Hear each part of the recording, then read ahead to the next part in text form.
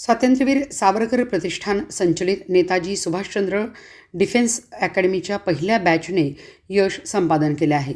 1 जून 2026 पासून स्वातंत्र्यवीर सावरकर प्रतिष्ठान सांगली येथे नेताजी सुभाषचंद्र डिफेन्स अकॅडमी कार्यरत आहे. या अकॅडमीमध्ये भारतीय सशस्त्र सेनेमध्ये अधिकारी होण्यासाठी 12वी व त्यानंतरच्या विद्यार्थ्यांना अर्थात NDA तसेच पदवीधर विद्यार्थ्यांना CDS स्पर्धा परीक्षेसाठी आणि SSB मुलाखतीसाठी प्रशिक्षण दिले जाते.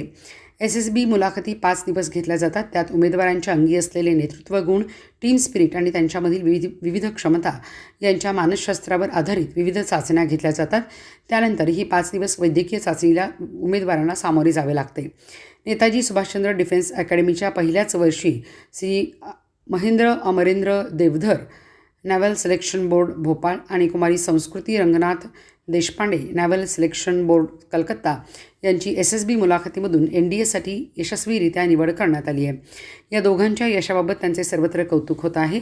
या दोन्ही विद्यार्थ्यांना डिफेन्स अकॅडमीचे संचालक निवृत्त कर्नल हेमंत जोशी आणि स्वातंत्र्यवीर सावरकर प्रतिष्ठानचे अध्यक्ष श्री विजय नामजोशी यांचे मार्गदर्शन मिळाले.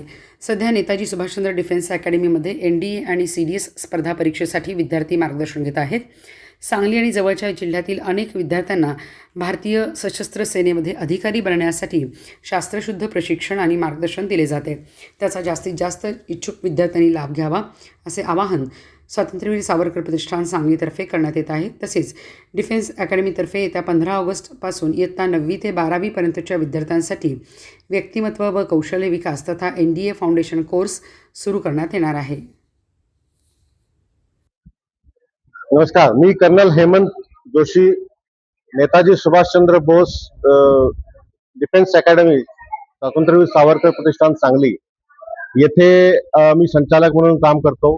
ही अकॅडमी आम्ही 1 जून 2026 पासून सुरू केलेली आहे आणि अवघ्या 2च महिन्यात आम्हाला NDA साठी घवघवीत यश मिळालेलं आहे.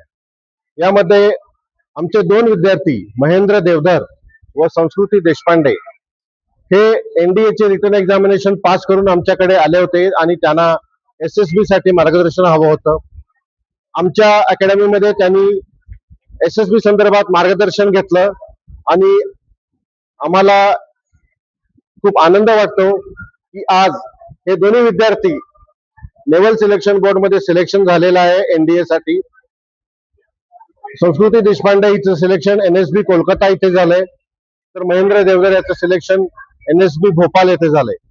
त्यानंतरची वैद्यकीय चाचणी देखील हे विद्यार्थी उत्तीर्ण झाले आहेत आणि आम्हाला याबद्दल खूप आनंद आहे आणि आमच्या पहिल्याच बॅचला 100% यश मिळालेलं आहे. धन्यवाद.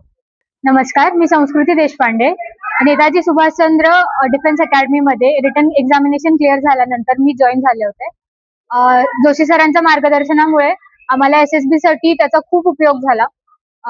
छोटे छोटे टेक्निक्स जे असतात, इनसाइड टेक्निक्स जे असतात, त्याची आम्हाला खूप माहिती मिळाली आणि त्यामुळेच माझं आणि महेंद्रच्या दोघांचंही SSB क्लिअर झालंय आणि आता आम्ही दोघेही रेकमेंडेड आहोत. थँक्यू. अकॅडमीमध्ये प्रवेश घेतल्याचा तुला फायदा झाला सांगली या भागामध्ये SSB साठी पहिल्यांदाच ही अशी एखादी अकॅडमी सुरू झालेली आहे आणि आपल्या भागातील मुलांना याचा नक्कीच फायदा होणार आहे. तर मी सगळ्यांना रेकमेंड करेन की जे SSB साठी कॉलअप लेटर ज्यांना आलेला आहे त्यांनी अकॅडमीमध्ये एनरोलमेंट करावी. याचा नक्कीच फायदा येतो. धन्यवाद. नमस्कार, मी महेंद्र देवधर. मी नेताजी सुभाषचंद्र बोस डिफेन्स अकॅडमी येथे जेव्हा माझी रिटर्न एक्झाम संपली त्यानंतर जॉईन झालो होतो आणि या अकॅडमीचा मला SSBच्या तयारीसाठी नक्कीच खूप महत्वाचं मार्गदर्शन सरांनी दिलं. धन्यवाद.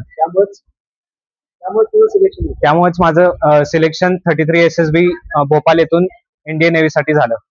थँक्यू.